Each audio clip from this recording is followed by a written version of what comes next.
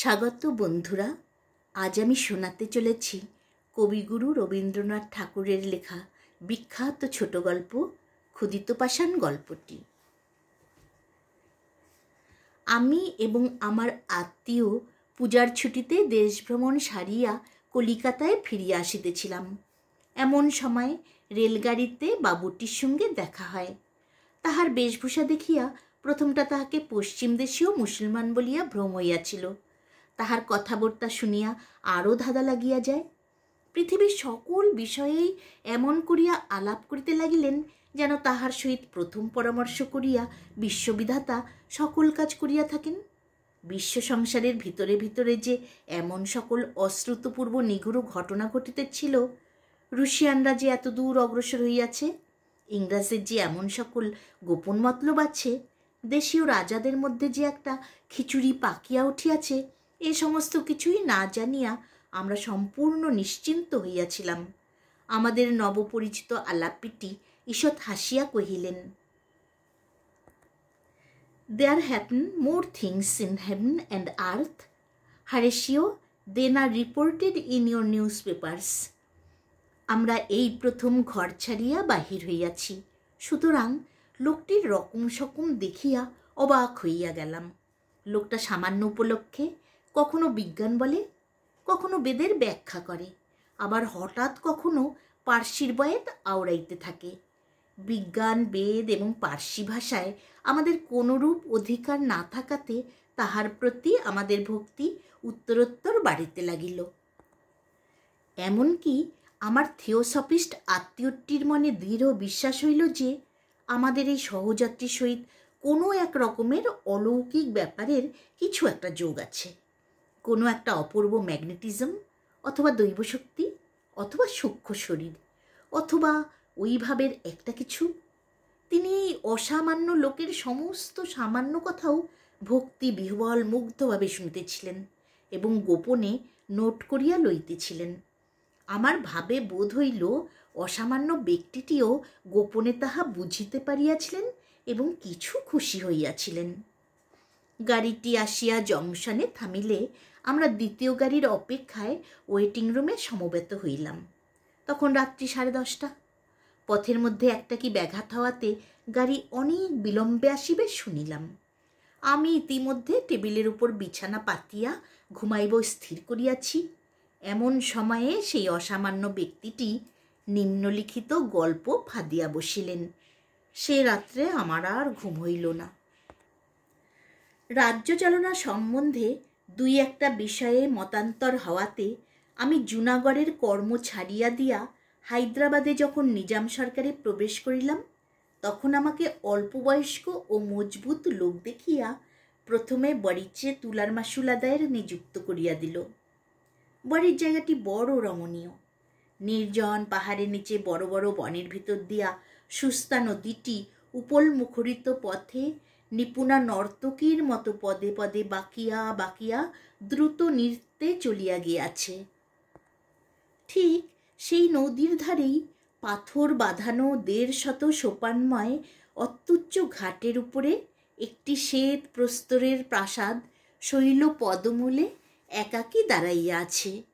নিকটে কোথাও লোকালয় নাই। বরিচের তুলারহাট এবং গ্রাম এখান হইতে দূরে। প্রায় 250 বৎসর পূর্বে দ্বিতীয় শাহ মাহমুদ ভোগবিলাসের জন্য প্রাসাদটি এই নির্জন স্থানে নির্মাণ করিয়াছিলেন। তখন হইতে স্নানশালার ফোয়ারার মুখ হইতে গোলাপগন্ধি জলধারা উৎক্ষিপ্ত হইতে থাকিত এবং সেই শিকড় শীতল নিভৃত গৃহের মধ্যে মর্মরখচিত স্নিগ্ধ শিলাসনে বসিয়া কোমল নগ্ন পদপল্লব জলাশয়ের নির্মল জলরাশির মধ্যে প্রসারিত করিয়া তরুণী পার্শ্বিক রমণীগণ স্নানের পূর্বে কেশমুক্ত করিয়া দিয়া সেতার কোলে দ্রাক্ষাবনের গজল গান করিত। এখন আর সে ফোয়ারা খেলে না, সে গান নাই, সাদা পাথরের উপর শুভ্র চরণের সুন্দর আঘাত পড়ে না। এখন ইহা আমাদের মতো নির্জনবাস পীড়িত সঙ্গিনীহীন মাসুল কালেক্টরের অতি বৃহৎ এবং অতি শূন্য বাসস্থান। কিন্তু আপিসের বৃদ্ধ কেরানি করিম খাঁ আমাকে এই প্রাসাদে বাস করিতে বারংবার নিষেধ করিয়াছিল, বলিয়াছিল, ইচ্ছা হয় দিনের বেলা থাকিবেন, কিন্তু কখনো এখানে রাত্রি যাপন করিবেন না। আমি হাসিয়া উড়াইয়া দিলাম। ভৃত্যেরা বলিল, সন্ধ্যা পর্যন্ত কাজ করিবে, কিন্তু রাত্রে এখানে থাকিবে না। আমি বলিলাম, তথাস্তু। এই বাড়ির এমন বদনাম ছিল যে রাত্রে চোরও এখানে আসিতে সাহস করিত না। প্রথম প্রথম আসিয়া এই পরিত্যক্ত পাষাণ প্রাসাদের বিজনতা আমার বুকের উপর যেন একটা ভয়ঙ্কর ভারের মতো চাপিয়া থাকিত। আমি যতটা পারিতাম বাহিরে থাকিয়া অবিশ্রাম কাজকর্ম করিয়া রাত্রে ঘরে ফিরিয়া শ্রান্ত দেহে নিদ্রা দিতাম। কিন্তু সপ্তাহখানেক না যাইতেই বাড়িটার এক অপূর্ব নেশা আমাকে ক্রমশ আক্রমণ করিয়া ধরিতে লাগিল। আমার সে অবস্থা বর্ণনা করাও কঠিন এবং সে কথা লোককে বিশ্বাস করানোও শক্ত। সমস্ত বাড়িটা একটা সজীব পদার্থের মতো আমাকে তাহার জঠরস্থ মোহরসে অল্পে অল্পে যেন জীর্ণ করিতে লাগিল। বোধ হয় এ বাড়িতে পদার্পণ মাত্রেই এ প্রক্রিয়ার আরম্ভ হইয়াছিল, কিন্তু আমি সেদিন সচেতনভাবে প্রথম ইহার সূত্রপাত অনুভব করি সেদিনকার কথা আমার স্পষ্ট মনে আছে। তখন গ্রীষ্মকালের আরম্ভে বাজার নরম, আমার হাতে কোনো কাজ ছিল না। সূর্যাস্তের কিছু পূর্বে আমি সেই নদী তীরে ঘাটের নিম্নতলে একটা আরাম কেদারা লইয়া বসিয়াছি। তখন সুস্তা নদী শীর্ণ হইয়া আসিয়াছে, ওপারে অনেকখানি বালুতট অপরাহ্নের আভায় রঙিন হইয়া উঠিয়াছে। এপারে ঘাটের সোপানমূলে স্বচ্ছ অগভীর জলের তলে নুড়িগুলি ঝিকঝিক করিতেছে। সেদিন কোথাও বাতাস ছিল না। নিকটের পাহাড়ে বনতুলসী, পুদিনা ও মৌরির জঙ্গল হইতে একটা ঘন সুগন্ধ উঠিয়া স্থির আকাশকে ভারাক্রান্ত করিয়া রাখিয়াছিল। সূর্য যখন গিরিশিখরের অন্তরালে অবতীর্ণ হইল, তৎক্ষণাৎ দিবসের নাট্যশালায় একটা দীর্ঘ ছায়া জবনিকা পড়িয়া গেল। এখানে পর্বতের ব্যবধান থাকাতে সূর্যাস্তের সময় আলো আধারের সম্মিলন অধিকক্ষণ স্থায়ী হয় না। ঘোড়ায় চড়িয়া একবার ছুটিয়া বেড়াইয়া আসিব মনে করিয়া উঠিব করিতেছি, এমন সময়ে সিঁড়িতে পায়ের শব্দ শুনিতে পাইলাম। পিছনে ফিরিয়া দেখিলাম কেহ নাই। ইন্দ্রিয়ের ভ্রম মনে করিয়া পুনরায় ফিরিয়া বসিতেই একেবারে অনেকগুলি পায়ের শব্দ শোনা গেল, যেন অনেকে মিলিয়া ছোটাছুটি করিয়া নামিয়া আসিতেছে। ঈষৎ ভয়ের সহিত এক অপরূপ পুলক মিশ্রিত হইয়া আমার সর্বাঙ্গ পরিপূর্ণ করিয়া তুলিল। যদিও আমার সম্মুখে কোনো মূর্তি ছিল না, তথাপি স্পষ্ট প্রত্যক্ষবাদ মনে হইল যে এই গ্রীষ্মের সায়াহ্নে একদল প্রমোদ চঞ্চল নারী সুস্তার জলের মধ্যে স্নান করিতে নামিয়াছে। যদিও সেই সন্ধ্যাকালে নিস্তব্ধ গিরিতটে, নদী তীরে, নির্জন প্রাসাদে কোথাও কিছুমাত্র শব্দ ছিল না, তথাপি আমি যেন স্পষ্ট শুনিতে পাইলাম নির্ঝরের শতধারার মতো সকৌতুক কলহাস্যের সহিত পরস্পরের দ্রুত অনুধাবন করিয়া আমার পার্শ্ব দিয়া স্নানার্থিনীরা চলিয়া গেল। আমাকে যেন লক্ষ্য করিল না। তাহারা যেমন আমার নিকট অদৃশ্য, আমিও যেন সেইরূপ তাহাদের নিকট অদৃশ্য। নদী পূর্ববৎ স্থির ছিল, কিন্তু আমার নিকট স্পষ্ট বোধ হইল স্বচ্ছ তোয়ার অগভীর স্রোত অনেকগুলি বলয় সিঞ্জিত বাহু বিক্ষেপে বিক্ষুব্ধ হইয়া উঠিয়াছে। হাসিয়া হাসিয়া সখীগণ পরস্পরের গায়ে জল ছুড়িয়া মারিতেছে এবং সন্তরণকারিণীদের পদাঘাতে জলবিন্দুরাশি মুক্তা মুষ্টির মতো আকাশে ছিটিয়া পড়িতেছে। আমার বক্ষের মধ্যে এক প্রকার কম্পন হইতে লাগিল। সে উত্তেজনা ভয়ের, কি আনন্দের, কি কৌতূহলের ঠিক বলিতে পারি না। বড় ইচ্ছা হইতে লাগিল ভালো করিয়া দেখি, কিন্তু সম্মুখে দেখিবার কিছুই ছিল না। মনে হইল ভালো করিয়া কান পাতিলেই উহাদের কথা সমস্তই স্পষ্ট শোনা যাইবে, কিন্তু একান্ত মনে কান পাতিয়া কেবল অরণ্যের ঝিল্লিরব শোনা যায়। মনে হইল 250 বৎসরের কৃষ্ণবর্ণ যবনিকা ঠিক আমার সম্মুখে দুলিতেছে। ভয়ে ভয়ে একটি ধার তুলিয়া ভিতরে দৃষ্টিপাত করি। সেখানে বৃহৎ সভা বসিয়াছে, কিন্তু গাঢ় অন্ধকারে কিছুই দেখা যায় না। হঠাৎ গুমট ভাঙ্গিয়া হু হু হু করিয়া একটা বাতাস দিল। সুস্তার স্থির জলতল দেখিতে দেখিতে অপসরীর কেশদামের মতো কুঞ্চিত হইয়া উঠিল, এবং সন্ধ্যা ছায়াচ্ছন্ন সমস্ত বনভূমি এক মুহূর্তে একসঙ্গে মর্মর ধ্বনি করিয়া যেন দুঃস্বপ্ন হইতে জাগিয়া উঠিল। স্বপ্নই বলো আর সত্যই বলো, 250 বৎসরের অতীত ক্ষেত্র হইতে প্রতিফলিত হইয়া আমার সম্মুখে যে এক অদৃশ্য মরীচিকা অবতীর্ণ হইয়াছিল, তাহা চকিতের মধ্যে অন্তর্হিত হইল। যে মায়াময়ীরা আমার গায়ের উপর দিয়া দেহহীন দ্রুত পদে শব্দহীন উচ্চ কলহাস্যে ছুটিয়া সুস্তার জলের উপর গিয়া ঝাঁপ দিয়া পড়িয়াছিল, তাহারা সিক্ত অঞ্চল হইতে জল নিষ্কর্ষণ করিতে করিতে আমার পাশ দিয়া উঠিয়া গেল না। বাতাসে যেমন করিয়া গন্ধ উড়াইয়া লইয়া যায়, বসন্তের এক নিঃশ্বাসে তাহারা তেমনি করিয়া উড়িয়া চলিয়া গেল। তখন আমার বড় আশঙ্কা হইল যে হঠাৎ বুঝি নির্জন পাইয়া কবিতা দেবী আমার স্কন্ধে আসিয়া ভর করিলেন। আমি বেচারা তুলার মাসুল আদায় করিয়া খাটিয়া খাই। সর্বনাশিনী এইবার বুঝি আমার মুণ্ডুপাত করিতে আসিলেন। ভাবিলাম ভালো করিয়া আহার করিতে হইবে। শূন্য উদরেই সকল প্রকার দুরারোগ্য রোগ আসিয়া চাপিয়া ধরে। আমার পাচকটিকে ডাকিয়া প্রচুর ঘৃতপক্ক মশলা সুগন্ধি রীতিমতো মোগলাইখানা হুকুম করিলাম।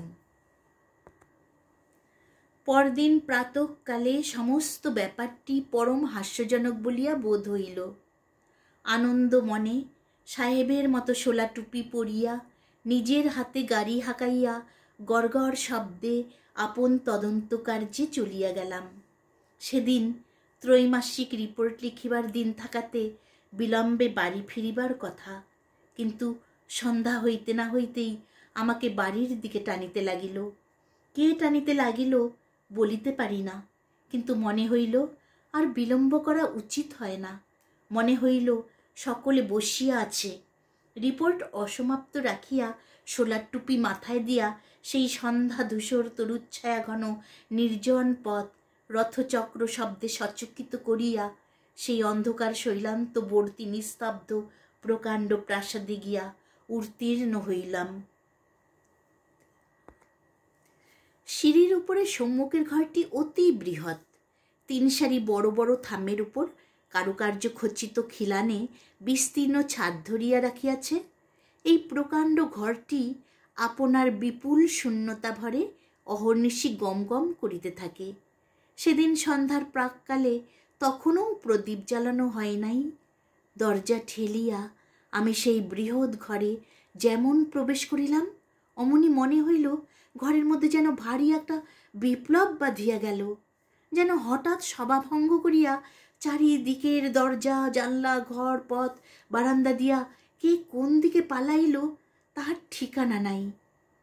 আমি কোথাও কিছু না দেখিতে পাইয়া অবাক হইয়া দাঁড়াইয়া রহিলাম। শরীর এক প্রকার আবেশে রোমাঞ্চিত হইয়া উঠিল, যেন বহু দিবসের লুপ্তাবশিষ্ট মাথা ঘষা ও আতরের মৃদু গন্ধ আমার নাসার মধ্যে প্রবেশ করিতে লাগিল।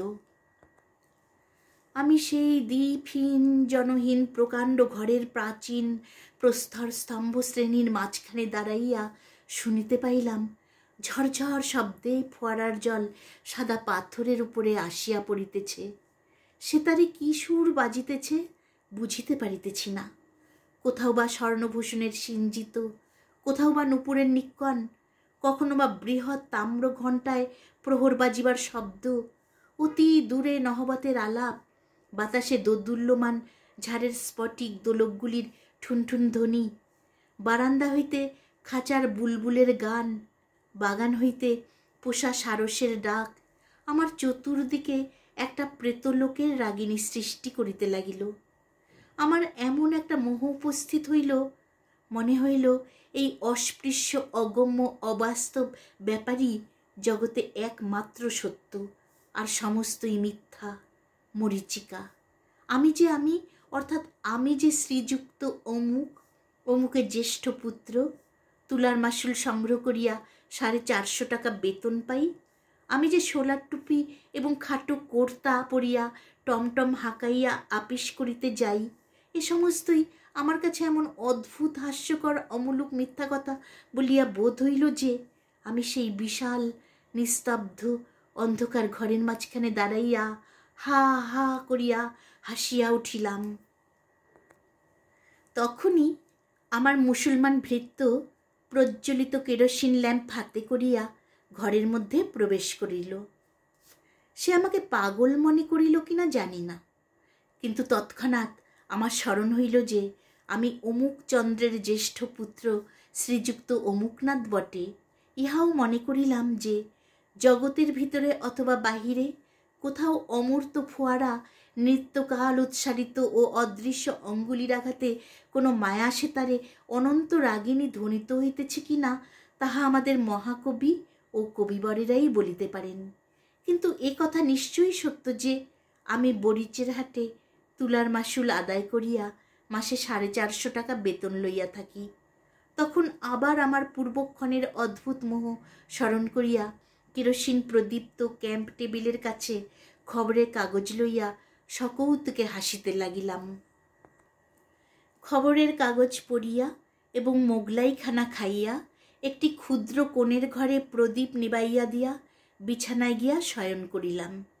আমার সম্মুখবর্তী খোলা জানালার ভিতর দিয়া অন্ধকার বনবেষ্টিত অরালি পর্বতের ঊর্ধ্বদেশের একটি অত্যুজ্জ্বল নক্ষত্র সহস্র কোটি যোজন দূর আকাশ হইতে সেই অতি তুচ্ছ ক্যাম্পখাটের উপর শ্রীযুক্ত মাসুল কালেক্টরকে এক দৃষ্টে নিরীক্ষণ করিয়া দেখিতেছিল।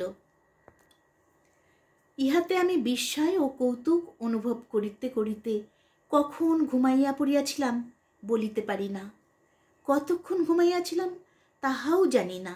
সহসা একসময় শিহরিয়া জাগিয়া উঠিলাম। ঘরে যে কোনো শব্দ হইয়াছিল তাহা নহে, কোনো যে লোক প্রবেশ করিয়াছিল তাহাও দেখিতে পাইলাম না। অন্ধকার পর্বতের উপর হইতে অনিমেষ নক্ষত্রটি অস্তমিত হইয়াছে এবং কৃষ্ণপক্ষের ক্ষীণ চন্দ্রালোক অনধিকার সংকুচিত ম্লানভাবে আমার বাতায়ন পথে প্রবেশ করিয়াছে। কোনো লোককেই দেখিলাম না, তবু যেন আমার স্পষ্ট মনে হইল কে একজন আমাকে আস্তে আস্তে ঠেলিতেছে। আমি জাগিয়া উঠিতেই সে কোনো কথা না বলিয়া কেবল যেন তাহার অঙ্গুরি খচিত পাঁচ অঙ্গুলির ইঙ্গিতে অতি সাবধানে তাহার অনুসরণ করিতে আদেশ করিল।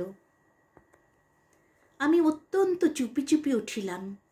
যদিও সেই শতকক্ষ প্রকোষ্ঠময় প্রকাণ্ড শূন্যতাময় নিদ্রিত ধ্বনি এবং সজাগ প্রতিধ্বনিময় বৃহৎ প্রাসাদে আমি ছাড়া জনপ্রাণীও ছিল না, তথাপি পদে পদে ভয় হইতে লাগিল পাছে কেহ জাগিয়া ওঠে। প্রাসাদের অধিকাংশ ঘর রুদ্ধ থাকিত এবং সে সকল ঘরে আমি কখনো যাই নাই। সে রাত্রে নিঃশব্দ পদবিক্ষেপে সংযত নিঃশ্বাসে সেই অদৃশ্য আহ্বানরূপিণীর অনুসরণ করিয়া আমি যে কোথা দিয়া কোথায় যাইতেছিলাম আজ তাহা স্পষ্ট করিয়া বলিতে পারি না। কত সংকীর্ণ অন্ধকার পথ, কত দীর্ঘ বারান্দা, কত গম্ভীর নিস্তব্ধ সুবৃহৎ সভাগৃহ, কত রুদ্ধ বায়ু, ক্ষুদ্র গোপন কক্ষ পার হইয়া যাইতে লাগিলাম, তাহার ঠিকানা নাই। আমার অদৃশ্য দূতিটিকে যদিও চক্ষে দেখিতে পাই নাই, তথাপি তাহার মূর্তি আমার মনের অগোচর ছিল না।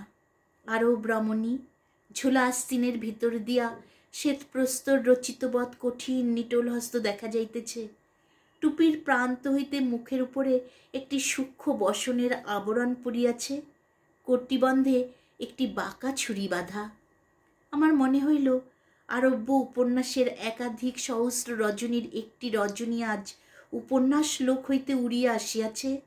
আমি যেন অন্ধকার নিশীথে সুপ্তিময় বোগদাদের নির্বাপিত দ্বীপ সংকীর্ণ পথে কোনো এক সংকট সংকুল অভিসারে যাত্রা করিয়াছি।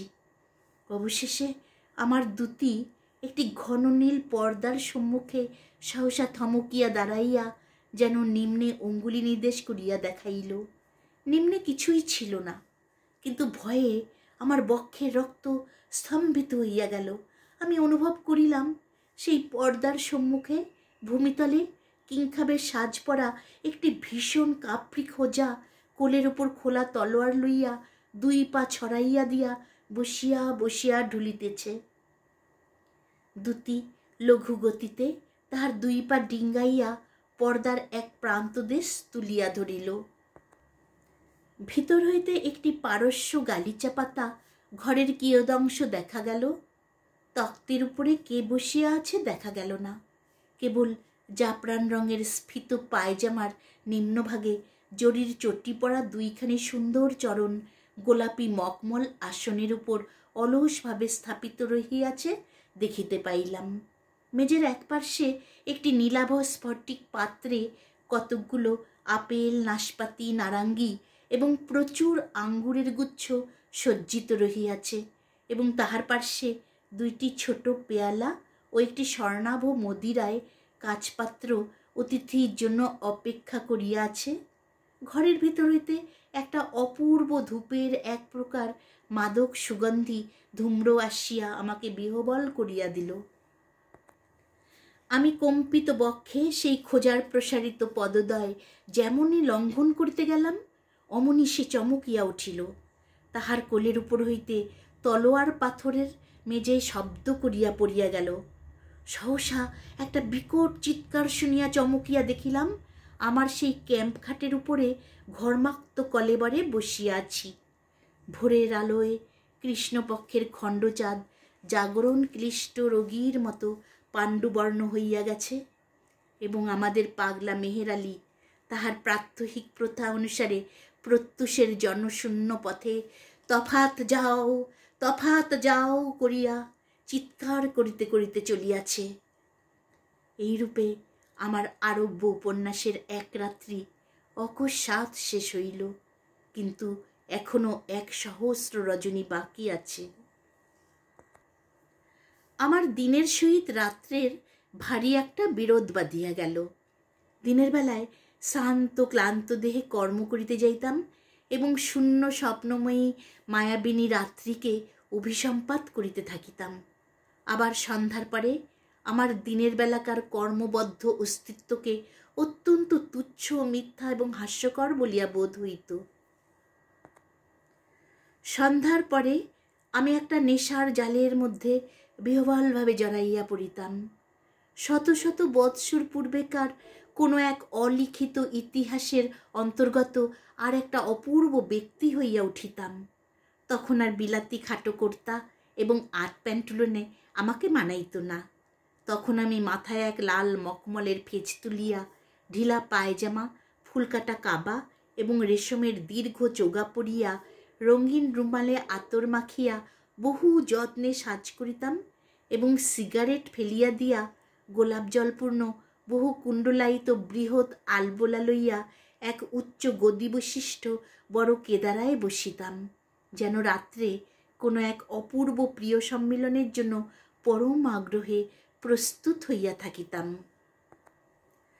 তাহার পর অন্ধকার যতই ঘনীভূত হইত, ততই কি যে এক অদ্ভুত ব্যাপার ঘটিতে থাকিত, তাহা আমি বর্ণনা করিতে পারি না। ঠিক যেন একটা চমৎকার গল্পের কতকগুলো ছিন্ন অংশ বসন্তের আকস্মিক বাতাসে এই বৃহৎ প্রাসাদের বিচিত্র ঘরগুলির মধ্যে উড়িয়া বেড়াইত, খানিকটা দূর পর্যন্ত পাওয়া যাইত, তাহার পরে আর শেষ দেখা যাইত না। আমিও সেই ঘূর্ণবান বিচ্ছিন্ন অংশগুলির অনুসরণ করিয়া সমস্ত রাত্রি ঘরে ঘরে ঘুরিয়া বেড়াইতাম। এই খণ্ড স্বপ্নের আবর্তের মধ্যে এই কচিত হেনার গন্ধ, কচিত সেতারের শব্দ, কচিত সুরভি জল শিকড় মিশ্র বায়ুর হিল্লোলের মধ্যে একটি নায়িকাকে ক্ষণে ক্ষণে বিদ্যুৎ শিকার মতো চকিতে দেখিতে পাইতাম।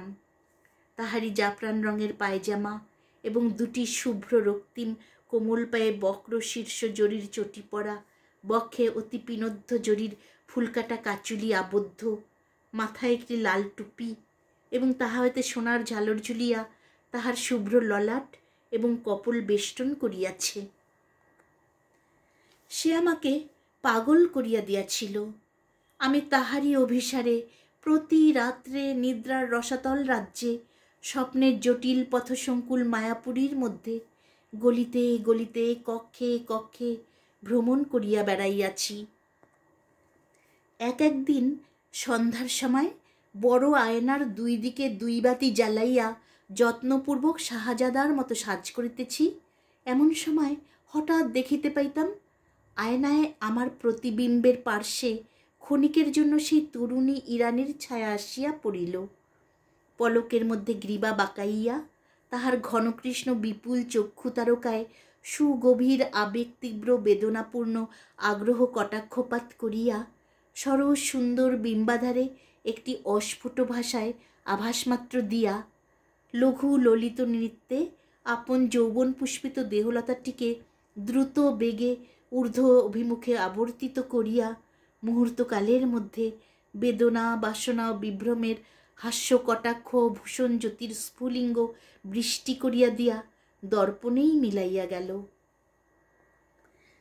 গিরিকাননের সমস্ত সুগন্ধ লুণ্ঠন করিয়া একটা উদ্দাম বায়ুর উচ্ছ্বাস আসিয়া আমার দুইটা বাতি নিবাইয়া দিত। আমি সাজসজ্জা ছাড়িয়া দিয়া বেশ গৃহের প্রান্তবর্তী শয্যাতলে পুলকিত দেহে মুদ্রিত নেত্রে শয়ন করিয়া থাকিতাম। আমার চারিদিকে সেই বাতাসের মধ্যে, সেই অরালি গিরিকুঞ্জের সমস্ত মিশ্রিত সৌরভের মধ্যে যেন অনেক আদর, অনেক চুম্বন, অনেক কোমল করস্পর্শ নিভৃত অন্ধকার পূর্ণ করিয়া ভাসিয়া বেড়াইত। কানের কাছে অনেক কলকুঞ্জন শুনিতে পাইতাম। আমার কপালের উপর সুগন্ধ নিঃশ্বাস আসিয়া পড়িত এবং আমার কপলে একটি মৃদু সৌরভ রমণীর সুকোমল ওড়না বারংবার উড়িয়া উড়িয়া আসিয়া স্পর্শ করিত। অল্পে অল্পে যেন একটি মোহিনী সর্পিণী তাহার মাদক বেষ্টনে আমার সর্বাঙ্গ বাঁধিয়া ফেলিত। আমি গাঢ় নিঃশ্বাস ফেলিয়া অসার দেহে সুগভীর নিদ্রায় অভিভূত হইয়া পড়িতাম। একদিন অপরাহ্নে আমি ঘোড়ায় চড়িয়া বাহির হইব সংকল্প করিলাম। কে আমাকে নিষেধ করিতে লাগিল জানি না, কিন্তু সেদিন নিষেধ মানিলাম না। একটা কাষ্ঠদণ্ডে আমার সাহিবি হ্যাট এবং খাটো কর্তা দুলিতেছিল। পারিয়া লইয়া পরিবার উপক্রম করিতেছি, এমন সময় সুস্তা নদীর বালি এবং অরালি পর্বতের শুষ্ক পল্লবরাশির ধ্বজা তুলিয়া হঠাৎ একটা প্রবল ঘূর্ণা বাতাস আমার সেই কর্তা এবং টুপি ঘুরাইতে ঘুরাইতে লইয়া চলিল এবং একটা অত্যন্ত সুমিষ্ট কলহাস্য সেই হাওয়ার সঙ্গে ঘুরিতে ঘুরিতে কৌতুকের সমস্ত পর্দায় পর্দায় আঘাত করিতে করিতে উচ্চ হইতে উচ্চতর সপ্তকে উঠিয়া সূর্যাস্ত লোকের কাছে গিয়া মিলাইয়া গেল। সেদিন আর ঘোড়ায় চড়া হইল না এবং তাহার পর দিন হইতে সেই কৌতুক আবহ খাটো কর্তা এবং সাইবি হ্যাট পরা একেবারে ছাড়িয়া দিয়াছি। আবার সেই দিন অর্ধরাত্রে বিছানার মধ্যে উঠিয়া বসিয়া শুনিতে পাইলাম কে যেন গুমরিয়া গুমরিয়া বুক ফাটিয়া ফাটিয়া কাঁদিতেছে। যেন আমার খাটের নিচে, মেঝের নিচে, এই বৃহৎ প্রাসাদের পাষাণ ভিত্তির তলবর্তী একটা আর্দ্র অন্ধকার গোড়ের ভিতর হইতে কাঁদিয়া কাঁদিয়া বলিতেছে, তুমি আমাকে উদ্ধার করিয়া লইয়া যাও। কঠিন মায়া, গভীর নিদ্রা, নিষ্ফল স্বপ্নের সমস্ত দ্বার ভাঙিয়া ফেলিয়া তুমি আমাকে ঘোড়ায় তুলিয়া তোমার বুকের কাছে চাপিয়া ধরিয়া বনের ভিতর দিয়া, পাহাড়ের উপর দিয়া, নদী পার হইয়া তোমাদের সূর্যালোকিত ঘরের মধ্যে আমাকে লইয়া যাও, আমাকে উদ্ধার করো। আমি কে? আমি কেমন করিয়া উদ্ধার করিব? আমি এই ঘূর্ণমান পরিবর্তমান স্বপ্ন প্রবাহের মধ্য হইতে কোন মজ্জমানা কামনা সুন্দরীকে তীরে টানিয়া তুলিব? তুমি কবে ছিলে? কোথায় ছিলে হে দিব্যরূপিণী? তুমি কোন শীতল উৎসের তীরে, খজ্জুর কুঞ্জের ছায়ায়, কোন গৃহহীনা মরুবাসিনীর কোলে জন্মগ্রহণ করিয়াছিলে? তোমাকে কোন বেদুইন দস্যু বনলতা হইতে পুষ্পকোরকের মতো মাতৃক্রোড় হইতে ছিন্ন করিয়া বিদ্যুৎগামী অশ্বের উপর চড়াইয়া জ্বলন্ত বালুকারাশি পার হইয়া কোন রাজপুরীর দাসিহাটে বিক্রয়ের জন্য লইয়া গিয়াছিল? সেখানে কোন বাদশাহের ভৃত্য তোমার নববিকশিত সলজ্জকাতর যৌবন সভা নিরীক্ষণ করিয়া স্বর্ণমুদ্রা গনিয়া দিয়া সমুদ্র পার হইয়া তোমাকে সোনার শিবিকায় বসাইয়া প্রভু গৃহের অন্তঃপুরে উপহার দিয়াছিল? সেখানে সে কি ইতিহাস? সেই সারঙ্গীর সঙ্গীত, নূপুরের নিক্কণ এবং সিরাজের সুবর্ণ মদিরার মধ্যে মধ্যে ছুরির ঝলক, বিষের জ্বালা, কটাক্ষের আঘাত। কি অসীম ঐশ্বর্য, কি অনন্ত কারাগার! দুই দিকে দুই দাসী বলয়ের হিরোকে বিজুলি খেলাইয়া চামর দুলাইতেছে। শাহেনশা বাদশাহ শুভ্র চরণের তলে মণিমুক্তা খচিত পাদুকার কাছে লুটাইতেছে। বাহিরের দ্বারের কাছে যমদূতের মতো হাফসি দেবদূতের মতো সাজ করিয়া খোলা তলোয়ার হাতে দাঁড়াইয়া, তাহার পরে সেই রক্ত কলুষিত ঈর্ষা ফেনিল ষড়যন্ত্র সংকুল ভীষণোজ্জ্বল ঐশ্বর্য প্রবাহে ভাসমান হইয়া তুমি মরুভূমির পুষ্পমঞ্জুরি কোন নিষ্ঠুর মৃত্যুর মধ্যে অবতীর্ণ, অথবা কোন নিষ্ঠুরতর মহিমাতটে উৎক্ষিপ্ত হইয়াছিলে? এমন সময় হঠাৎ সেই পাগলা মেহের আলী চিৎকার করিয়া উঠিল, তফাত যাও, তফাত যাও, সব ঝুঠ হ্যায়, সব ঝুঠ হ্যায়। চাহিয়া দেখিলাম সকাল হইয়াছে। চাপরাশি ডাকের চিঠিপত্র লইয়া আমার হাতে দিল এবং পাচক আসিয়া সালাম করিয়া জিজ্ঞাসা করিল, আজ কিরূপখানা প্রস্তুত করিতে হইবে? আমি কহিলাম, না, আর এ বাড়িতে থাকা হয় না। সেই দিনই আমার জিনিসপত্র তুলিয়া আপিস ঘরে গিয়া উঠিলাম। আপিসের বৃদ্ধ কেরানি করিম খা আমাকে দেখিয়া ঈষৎ হাসিল। আমি তাহার হাসিতে বিরক্ত হইয়া কোনো উত্তর না করিয়া কাজ করিতে লাগিলাম। যত বিকাল হইয়া আসিতে লাগিল ততই অন্যমনস্ক হইতে লাগিলাম। মনে হইতে লাগিল এখনই কোথায় যাইবার আছে। তুলার হিসাব পরীক্ষার কাজটা নিতান্ত অনাবশ্যক মনে হইল। নিজামের নিজামতও আমার কাছে বেশি কিছু বোধ হইল না। যাহা কিছু বর্তমান, যাহা কিছু আমার চারিদিকে চলিতেছে, ফিরিতেছে, খাটিতেছে, খাইতেছে, সমস্তই আমার কাছে অত্যন্ত দীন, অর্থহীন, অকিঞ্চৎকর বলিয়া বোধ হইল। আমি কলম ছুড়িয়া ফেলিয়া বৃহৎ খাতা বন্ধ করিয়া তৎক্ষণাৎ টমটম চড়িয়া ছুটিলাম। দেখিলাম টমটম ঠিক গোধূলি মুহূর্তে আপনি সেই পাষাণ প্রাসাদের দ্বারের কাছে গিয়া থামিল। দ্রুত পদে সিঁড়িগুলি উত্তীর্ণ হইয়া ঘরের মধ্যে প্রবেশ করিলাম। আজ সমস্ত নিস্তব্ধ। অন্ধকার ঘরগুলি যেন রাগ করিয়া মুখ ভার করিয়া আছে। অনুতাপে আমার হৃদয় উদ্বেলিত হইয়া উঠিতে লাগিল। কিন্তু কাহাকে জানাইব, কাহার নিকট মার্জনা চাইব, খুঁজিয়া পাইলাম না। আমি শূন্য মনে অন্ধকার ঘরে ঘরে ঘুরিয়া বেড়াইতে লাগিলাম। ইচ্ছা করিতে লাগিল একখানা যন্ত্র হাতে লইয়া কাহাকে উদ্দেশ্য করিয়া গান গাহি, বলি, হে বন্যী, যে পতঙ্গ তোমাকে ফেলিয়া পলাইবার চেষ্টা করিয়াছিল সে আবার মরিবার জন্য আসিয়াছে, এবার তাকে মার্জনা করো, তাহার দুই পক্ষ দগ্ধ করিয়া দাও, ভস্মসাৎ করিয়া ফেলো। হঠাৎ উপর হইতে আমার কপালে দুই ফোঁটা অশ্রুজল পড়িল। সেদিন অরালি পর্বতের চূড়ায় ঘন ঘোর মেঘ করিয়া আসিয়াছিল। অন্ধকার অরণ্য এবং সুস্তার মসীবর্ণ জল একটি ভীষণ প্রতীক্ষায় স্থির হইয়াছিল। জল, স্থল, আকাশ সহসা শিহরিয়া উঠিল এবং অকস্মাৎ একটা বিদ্যুৎ দন্ত বিকশিত ঝড় শৃঙ্খল ছিন্ন উন্মাদের মতো পথহীন সুদূর বনের ভিতর দিয়া আর্তচিৎকার করিতে করিতে ছুটিয়া আসিল। প্রাসাদের বড় বড় শূন্য ঘরগুলা সমস্ত দ্বার আছড়াইয়া তীব্র বেদনায় হু হু করিয়া কাঁদিতে লাগিল। আজ ভৃত্যগণ সকলেই আপিস ঘরে ছিল। এখানে আলো জ্বালাইবার কেহ ছিল না। সেই মেঘাচ্ছন্ন অমাবস্যার রাত্রে গৃহের ভিতরকার নিকষ কৃষ্ণ অন্ধকারের মধ্যে আমি স্পষ্ট অনুভব করিতে লাগিলাম একজন রমণী পালঙ্কের তলদেশে গালিচার উপরে উপুর হইয়া পড়িয়া দুই দীর্ঘবদ্ধ মুষ্টিতে আপনার আলুলায়িত কেশজাল টানিয়া ছিঁড়িতেছে, তাহার গৌরবর্ণ ললাট দিয়া রক্ত ফাটিয়া পড়িতেছে। কখনো সে শুষ্ক তীব্র অট্টহাসে হা হা করিয়া হাসিয়া উঠিতেছে, কখনো ফুলিয়া ফুলিয়া ফাটিয়া ফাটিয়া কাঁদিতেছে। দুই হস্তে বক্ষের কাচুলি ছিঁড়িয়া ফেলিয়া অনাবৃত বক্ষে আঘাত করিতেছে।